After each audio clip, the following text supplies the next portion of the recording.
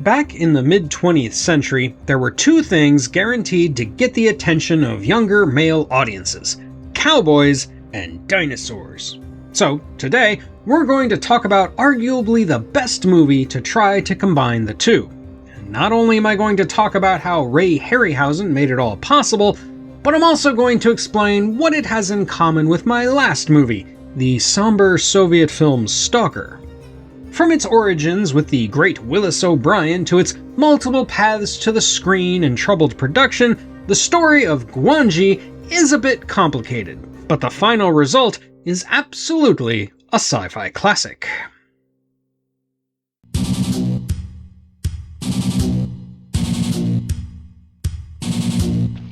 One day he will learn to obey the law of GWANGI.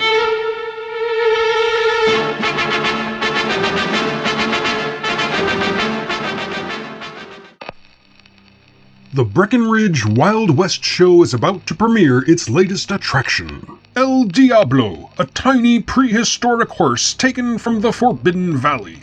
However, El Diablo is taken by a band of Romani intent on returning it to its home. But hot on their trail is the silver-tongued Tuck Kirby, the paleontologist Dr. Bromley, the young guide Lopi, and the Wild West Show's owners, T.J. Breckenridge and her adoptive father, Champ. Upon entering the valley, the troupe soon discovers that El Diablo is merely the smallest of its wonders, as they uncover an untouched land teeming with long-extinct creatures and dominated by GWANGI, a giant man-eating Allosaurus. The Cowboys manage to subdue the enormous beast and take him back to civilization, but civilization might not be ready for something as fearsome and untamed as GWANGI.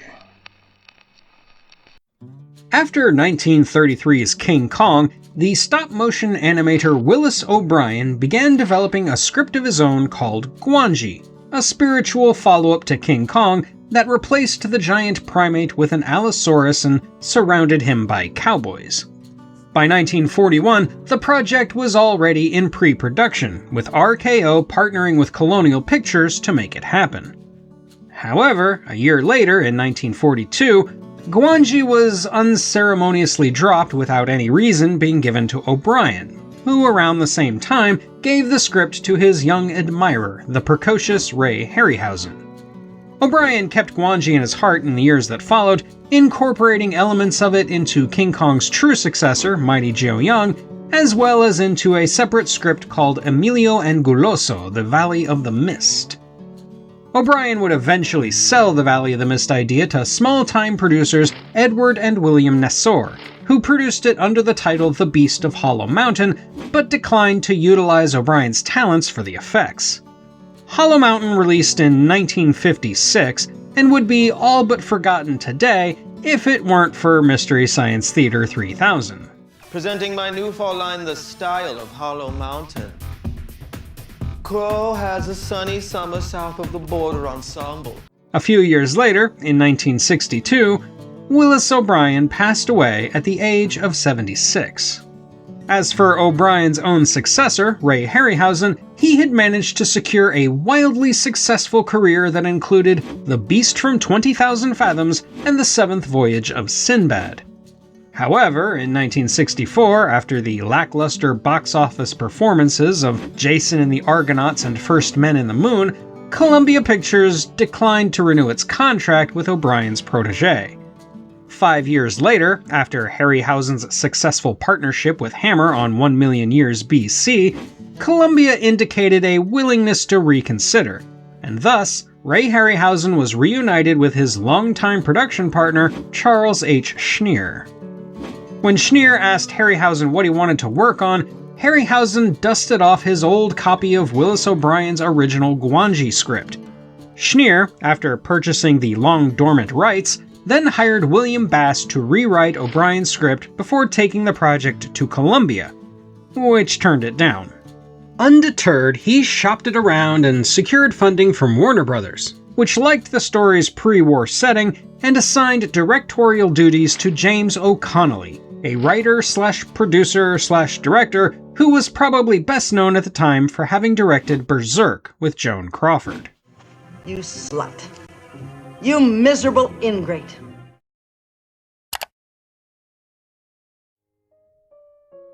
Oh, hi there. You just caught me reading this new book by my favorite novelist, E. McGill? I'm not really sure how he pronounces it. What, me? No, it's not me. Why would you think that? Anyway, if you like sci-fi horror, I really recommend this book. It's called The Caves of Solace. It takes place on this alien planet, named Solace, and these group of explorers, they go into a cave, a really, really big cave system, and the rules of reality kind of get warped and bent, and they might be stalked by ghosts, and they start seeing weird things. Anyway, it's great. It's really good. I don't want to spoil anything, but yeah, I highly recommend it. Again, The Caves of Solace. It's available on Amazon by E. McGill. I'm just gonna get back to reading it. Thanks. The male lead, Tuck Kirby, is played by James Franciscus, mostly known for his television work at the time, but he was doing more feature films, including the following year's Beneath the Planet of the Apes, in which he is greatly overshadowed by Charlton Heston. However, in GWANGI, Franciscus plays a much more prominent and colorful character, and his acting is far better as a result. Opposite him as the female lead is Gila Golan, who was also a rising star following her appearance in Our Man Flint. Golan has good chemistry with Franciscus, which helps make up for the fact that the script has her character, TJ, vacillating wildly throughout. Alas, despite becoming a well-received and talented leading lady, she quit acting in the wake of GWANGI. The fact that all of her lines were dubbed over in post due to her Israeli accent probably contributed to that decision. Look, I don't care. Don't you understand? As for TJ's surrogate father, Champ, he is played by channel regular Richard Carlson, who I'm sure you'll all recognize from movies like It Came from Outer Space and Creature from the Black Lagoon, while a couple of you are probably confusing him for Hugh Marlowe from Earth vs. the Flying Saucers. Champ is this film's version of Carl Denham, and he even has a fun moment where he feels like he's about to celebrate the beast's capture just like Denham celebrated Kong's. Why, in a few months it'll be up in lights on Broadway! Kong! The eighth wonder of the world! Only it doesn't end in quite the same way. TJ, honey, you're gonna have the greatest main attraction at any circus. What's the matter? Meanwhile, the part of the paleontologist Professor Bromley is played by Harryhausen veteran Lawrence Nesmith, who played the builder of the Argo in Jason and the Argonauts. Other notable actors include Frida Jackson as the blind old woman, and Mexican actor Gustavo Rojo as the ill-fated Carlos. But of course, the real star of the picture is Ray Harryhausen. He reused several armatures he had from previous films and documentaries, though he did have to have a few new ones made as well. Due to the record-setting number of special effects shots for Harryhausen, a few small corners were cut, like the use of a toy horse and rider, and the not-at-all fake-looking still models. Nevertheless, GWANGI does contain one of Harryhausen's most technically difficult sequences, in which the characters attempt to rope and tame the titular Allosaurus. In filming, the stuntmen threw their ropes to a specially made stick attached to a jeep that was later swapped out with GWANGI by Harryhausen's rear projection techniques. He had to meticulously track every rope, matching it with a sturdy wire that could be manipulated frame by frame, while simultaneously keeping GWANGI moving in such a way that his movements reflected all the various rope action. Before Harryhausen could really get to work in his studio, though, the movie had to be shot. Principal photography went from early July to late September 1967, in Harryhausen and Schneer's favorite location, Spain. More specifically, they used Almeria, where they borrowed the Plaza del Toros, and Cuenca, where they borrowed the local cathedral and the almost alien-looking rock formations of Ciudad Encantada. Filming wasn't exactly a sunny vacation for all involved, however. Tensions rose between producer Charles Schneer and director Jim O'Connelly, with the latter trying to subvert the former by making changes behind his back. Schneer kept the director in line, for the most part, And then, somewhere around the midpoint of filming, according to Schneer at least, O'Connelly lost interest in his own film and began to phone it in, metaphorically speaking.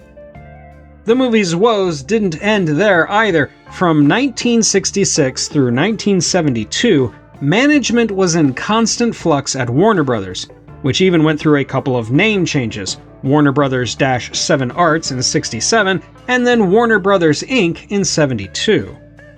When Harryhausen was nearly finished with the exhaustive post-production on the otherwise completed film, whoever was in charge at the time had little faith in Schneer or GWANGI, or as the movie was called then, The Valley Where Time Stood Still. As a result, it was given very little marketing or attention by the studio. Renamed to The Valley of GWANGI, the movie dropped into theaters in September of 1969, a full 2 years after it was filmed. It received mostly terrible reviews from critics, who didn't even give Harryhausen's effects a respectable grade. And Schneer reluctantly admitted he wasn't happy with the final product either. It also wound up being yet another box office disappointment for Harryhausen, but he and Schneer pushed forward anyway, surprisingly managing to make a deal with Columbia to distribute their next 2 movies, both sequels to The Seventh Voyage of Sinbad. Stay tuned for 2027's Fantasy February if you want to learn more about that. Wait, you are subscribed, aren't you? Aren't you? Aren't you? The Valley of GWANGI, while definitely having a good reputation among Harryhausen fans, has never really attained the cult classic status of some of the animator's other financial failures. Nevertheless, it has been influential in the field of dinosaur cinema, with this shot copied by none other than Steven Spielberg, and then this shot copied by Gareth Edwards.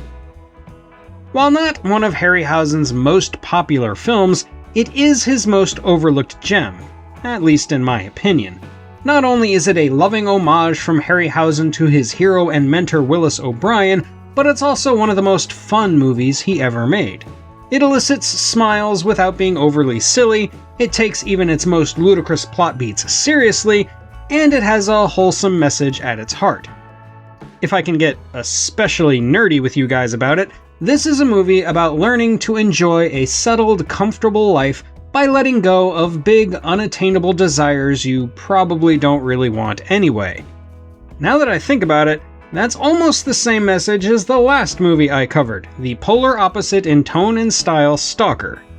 Yes, that's right, I'm here to take a popcorn flick about cowboys and dinosaurs as seriously as I take a meditative foreign language art piece about the nature of suffering and desire.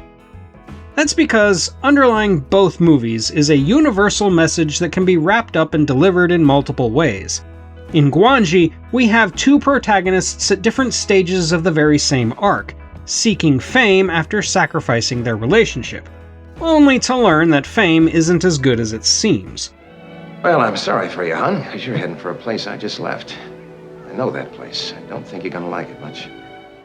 Tuck Kirby, despite his swagger, is unhappy with his own success, because he only achieved it after allowing himself to become a bit of a swindler.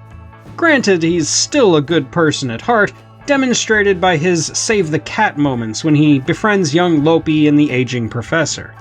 Meanwhile, TJ, after having had her heart broken by Tuck, is looking for happiness in hard work, only to find both fame and happiness too elusive to trust.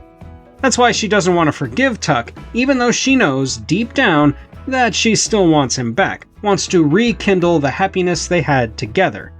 Tuck eventually convinces her to let go of the glitz and glamour and consider buying a ranch with him so they can have a peaceful, honorable life in which they can start a family. Sure, that's all wrapped up in a little bit of old-timey misogyny, but I don't think it's trying to argue that a woman can only find happiness as a wife and mother. It's merely trying to show that there is something to be said for a traditional, quiet life. GWANGI is the representation of that. Here is a product of nature, just like King Kong, but men try to use and abuse him for their own selfish purposes, take him out of the environment he's accustomed to, and wrangle him into a life of applause and captivity. If that's not a metaphor for the trap of fame, the trap of Hollywood in fact, I don't know what else is. Even the professor falls for it, inciting events in order to lead the way to the Forbidden Valley so that he might make the greatest paleontological find of all time and win himself fame in the scientific community. Does that sound familiar to anyone, by the way? But let's bring it back down from the tops of English Major Mountain. The Valley of GWANGI wasn't deliberately made as a message movie. It's essentially a standard, family-friendly western where the hero is learning to be more selfless while the plot takes a sideways turn into dinosaurs.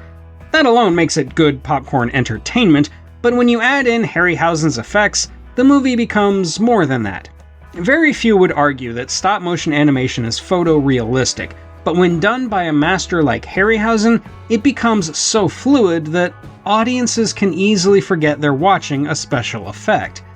The artistry is integrated so well, it keeps the audience sutured to the fantasy on screen, particularly when it comes to something like GWANGI, a creature that has as much personality and emotion as the characters. When GWANGI perishes, the mourning of the onlookers feels earned, even if it stretches the suspension of disbelief to think they'd mourn a monster that just killed several people. Therefore, the Valley of GWANGI is more than just mindless entertainment about cowboys and dinosaurs. It is, in my book at least, one of Harryhausen's best creations. And that's all for today, my fellow Earthlings. What's your favorite Harryhausen dinosaur? Let me know in the comments, and while you're there, don't forget to hit those like and subscribe buttons. Thank you for watching, and until next time when an implanted atomic power pack is the least of a patient's worries, this is the Unapologetic Geek, telling you to never be ashamed of what you love. As long as you're not hurting anybody.